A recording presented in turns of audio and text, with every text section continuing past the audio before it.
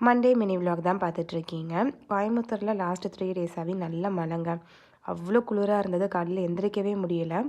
அன்னைக்கு ஃபஹீம்க்கு lunch box பார்த்தீங்கன்னா, சிறுபருப்பு இருக்கு இல்லையா, அதில் வந்து சாம்பார் பண்ணிவிட்டு, சைட் டிஷ்க்கு வந்து மட்டன் எண்ணெய் கறி தான் பிளான் பண்ணியிருந்தேன்.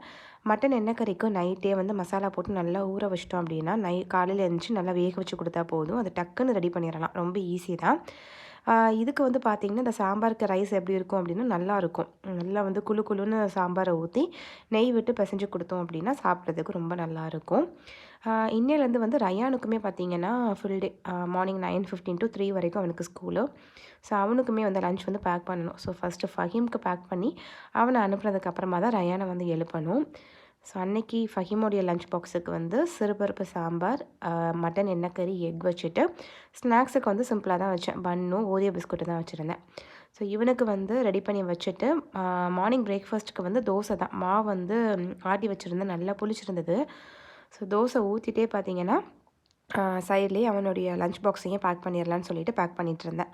ஃபஹீமுடைய பஸ் வந்து 8:00 வரும். அவன் 7க்கு தான் எந்திரிப்பான். சில நேரம் 7:10 ஆகிடும். அதுவும் குளிர் அடித்தது அப்படின்னா சுத்தமாக எந்திரிக்கவே மாட்டான். ஸோ அவனை எழுப்பி அவனுக்கு சாப்பாடை கொடுத்துட்டு அவனை ஸ்கூலுக்கு அனுப்பிச்சிட்டு ரயானுக்கும் பார்த்தீங்கன்னா பேக் பண்ணிட்டேன். ஃபஸ்ட் டே அப்படிங்கிறனால அவனுக்கு பிடிச்ச மாதிரி மினி இட்லி தான் கொடுத்துருந்தேன். ஸ்நாக்ஸுக்கு வந்து பனானா கொடுத்துருந்தேன். ஸோ அந்த டே பார்த்திங்கன்னா அப்படி தான் போச்சு. பாய். அஸ்ஸலாமு அலைக்கும்.